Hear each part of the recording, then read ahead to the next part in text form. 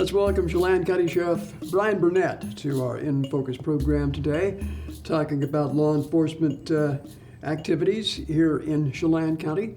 First and foremost, Sheriff, thank you for joining us. Yeah, good to be here, Steve. How you doing? I'm doing well. Doing good so far? Staying warm? I got my warm clothes on this morning.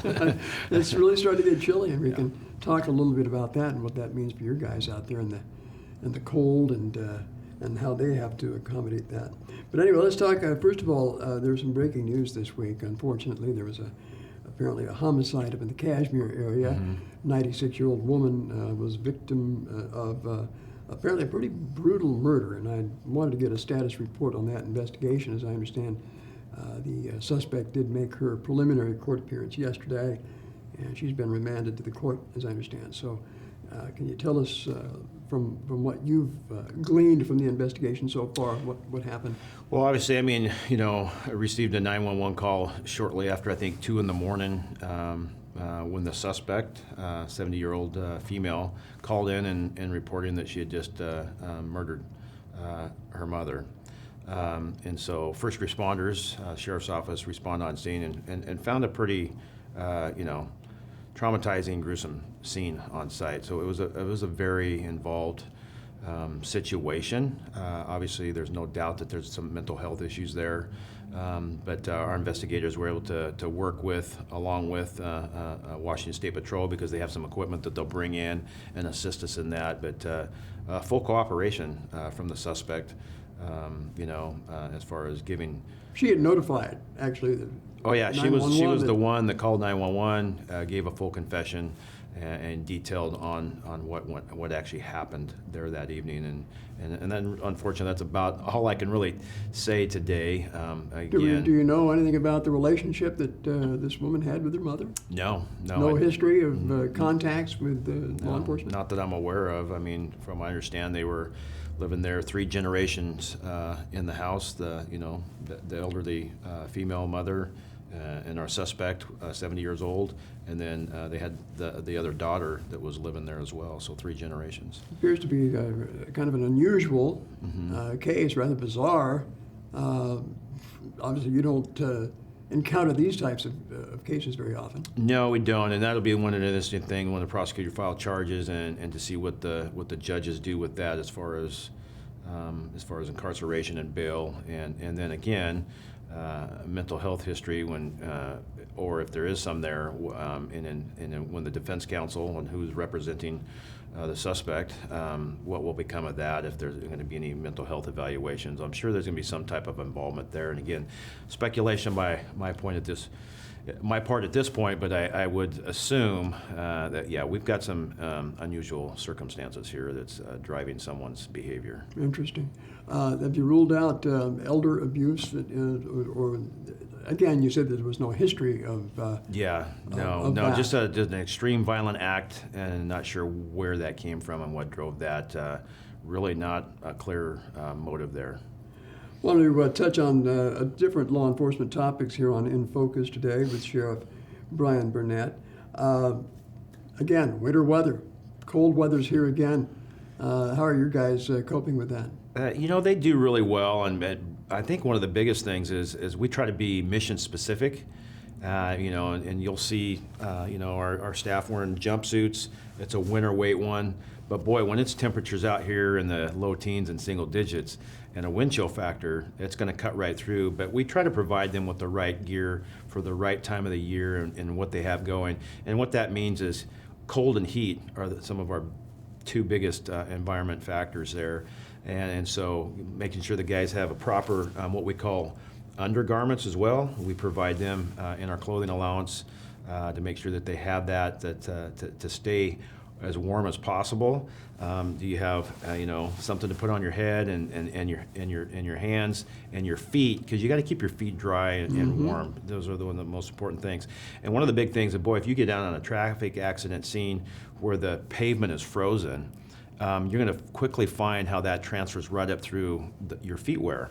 And so, boy, I'm hoping that you have the right insulated equipment on, or you can get extremely cold in a hurry. I've covered some structure fires in this types of weather where the water basically just freezes all over the place. Yeah, and at the same time, then if you are going to be actively moving, and say we were on a search and rescue, I mean, we had an incident here not that long ago in the last month where we had an elderly person that was missing up in the Leavenworth area from late in the night. It was going to be really cold, and they found that person down in a crawl space of a residence nearby. And so hypothermia could be, what my point in there is, you dress warm to be standing still, and then all of a sudden now you're active in movement, and then you can get all sweaty, and then all of a sudden you come to a stop and your body's wet, and then you're exposed to the elements. So trying to manage all of those things, and then again, heat in the summertime is the exact opposite, and making sure people are staying hydrated and using the proper things to stay cool as best they can. And what's appropriate for the deputies out there, it holds true for the average citizen as well, and those people that are venturing into the backcountry, they should go prepared as well. Extreme weather can affect our equipment. We have a lot of electronics now inside the vehicles, so if it's too hot, sometimes they got to keep those cars running, keep the air conditioners, or the equipment will actually shut down, our computerized equipment. And at the same time, in the wintertime, some of that equipment actually has to go inside with them at night, especially when we get into the single-digit numbers, and just to take care and plan ahead. So it actually works when you need it. I know it happens occasionally, but do you ever encounter someone who breaks the law just to get warm and have to spend the night in a jail? Yeah, we've seen that, I think, time and time again. I was down for an early morning coffee meeting yesterday, and was downtown and headed for the coffee place, and saw a gentleman in a sleeping bag, and this was our first real cold morning, and it's someone that I'm familiar with, I've seen him around, and I just mentioned to him, I said, hey, you need to get inside at night. And that you have the ability to do that. There are warming shelters here. Yeah, in the unfortunately, I mean, we have different individuals for different various reasons, whether it's through addiction, that they don't stay clean and sober, and then they get removed from those facilities, or some of their hygiene practices are so severe that causes an issue because they put off such an odor, and I mean, it just is what it is. And so trying to manage those things, but even for those people as well, as there's that, staying concerned and compassionate, saying, hey, if you're not careful, your exposure to this extreme cold could affect your life. And so trying to push them and encourage them to find a place to shelter. I know we have the point in time homeless census that comes up, I think, in February, or at least the end of this month. What's it look like in Chelan County? I know that's mostly an urban problem, I think, that we have with homeless, but in the unincorporated areas of Chelan County, is it also a problem? Yeah, it's not nearly, especially in this time of the year. Yeah. People go to where the resources are in the cold, inclement weather. But in the summertime, more of the transient time, we got a lot of migrant workers coming through. Seeing the difference between what that looks like, somebody that's down on their luck versus someone that's got some mental health issues or some extreme addiction issues. And sometimes those cross over, as maybe they have mental health issues because of their extreme addiction and their behavior and their abuse of substance prior, just a long track record. And so what I think we see more than not is we see random people that are kind of a nuisance to certain different areas in our unincorporated areas. And sometimes that's could be some of our contract cities like Leavenworth and Cashmere or Chelan. We all see the email pass down throughs where our staff are dealing with the same person or persons over a period of time continually, and then they're trying to manage that. And sometimes we've tried to get them resources and they're not interested in being helped. And so then you have to find a solution for the residents and the business owners to try to mitigate that within the lawful, in a lawful way. Because a lot of times people will call in, Steve, and say, hey, we've got this issue here. And then when you actually look up the laws, they're not actually breaking a law, but they are, being a nuisance in a big way. So trying to mitigate those factors is a lot of what we do in the Sheriff's Office. We're talking with Chelan County Sheriff Brian Burnett on In Focus today. Another topic that we might touch on, Brian, is the upcoming legislative session. The previews that I'm reading are that among the different pieces of legislation that they'll be considering would be a ban on assault weapons and limits on magazine capacity. Again, we're seeing the gun control measures being brought before the legislature. Do you foresee any movement on that front, or what are your thoughts on that? Well, I wasn't interested in it before. I mean, as far as what I mean by interested, I'm not supportive of those bans. And specifically, too, is this people are saying, is this really a public safety issue, or is it a gun grab? And I'll let you be that deciding factor. I have my own personal opinions, but we try to look at it from my position is, how does that affect public safety? And I know there's a lot of talk out there, especially on the magazine bans on high capacity, and has that had an impact on our deadly shootings? And the studies that I'm hearing and receiving is saying, no, it's not. And so if people can show me that that's really making an impact in a positive way, then I think you could say they have somewhat of an argument. But again, is that very rare cases and such? Again, it's not the firearm or the piece of equipment that is actually the reason for that incident and people loss of life. It's actually the mental state and the act that person is taking under themselves. Okay. So. Understand you had a recent situation where a deputy had to use the defibrillator. Yeah, the AED. Yeah, tell us about that. So we have AEDs in our vehicles, and I'll give a big shout out to Dr. Job up in our emergency room up here at, I still call it Central Washington Hospital. It is, but, yeah. And he was a big factor, and some other people that helping us get some grant monies. And then we've seen some other people jump on board. Maybe it's a local Rotary or Lions Club or Kiwanis and such. And so we've outfitted a majority of our vehicles.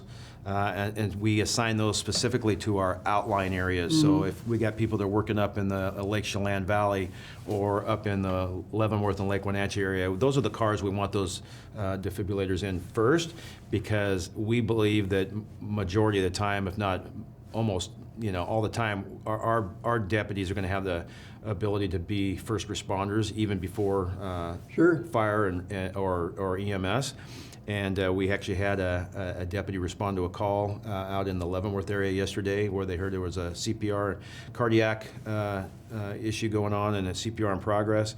And she was just within a couple minutes away, grabbed her AED from her vehicle and was able to apply that. I guess the person on scene was actually a EMT or EMS worker, and so they worked together and activated it, and they had a positive outcome, and that person is alive and well today. And I think that's awesome, because we could go out and raise a couple $100,000, and for me, and if it's one save, it's worth all of that resources. But we need to have the percentages, we need to get them in the vehicle. So we still got a little bit of work to do there, Steve, and raising maybe a little bit more money, and then being able to get them in every one of our marked patrol vehicles. Good deal. Well, congratulations to that deputy. Good work. One final question: How was the Leavenworth Lighting Festival in terms of traffic and enforcement this year? It was heavy, but I will say that from our staff, our Chief of Special Operations, Jason Reinfeld, our City Sergeant, Scott Lawrence, working with the city, working the Department of Transportation and Washington State Patrol, a couple of things they've done over the last couple of years is to be able to manually control the traffic lights in the city of Leavenworth. They've had some cycling issues, even as far down as the Pashaston Main Street light. I can understand that on Highway 2. But they actually set up a remote site location inside the Leavenworth City Hall. They can monitor those from like a TV type of live feed and actually change those lights accordingly, and they don't even have to have somebody standing there. And then they use the rest of our people that are actually staffed to actually mitigate the rest of the area, downtown issues and congestion and back in the residential areas. So. Well, my gauge on the success of that traffic control enforcement would be the lack of critical comments that I'm seeing on Facebook. So That volume of comments was down this year, so I assume that meant that things went a lot smoother. And I don't think you're going to see that event get less people. No. It's going to stay very popular. It's going to bring a lot of people in. And Highway 2 is just a 2-lane road. So the infrastructure can only hold so much. So it's always going to be busy. But again, I think they've got it dialed in pretty good. So now it'll be maybe just a few things to tweak and try to fine tune it.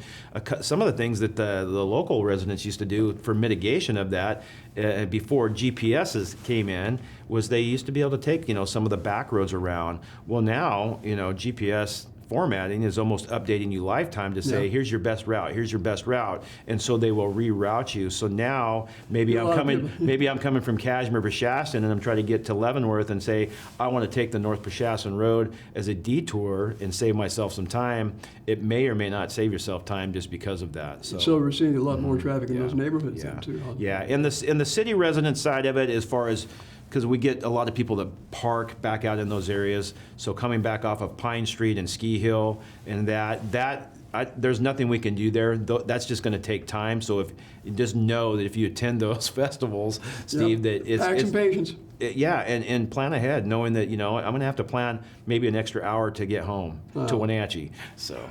Well, that takes care of our little talk for this afternoon, and I appreciate you coming in and talking. And we'll do this again maybe in a month. How's that sound? Thanks, Steve, and Happy New Year to everybody. You bet. Sheriff Brian Burnett, Chelan County, joining us on In Focus. I'm Steve Hare, NCW Life News.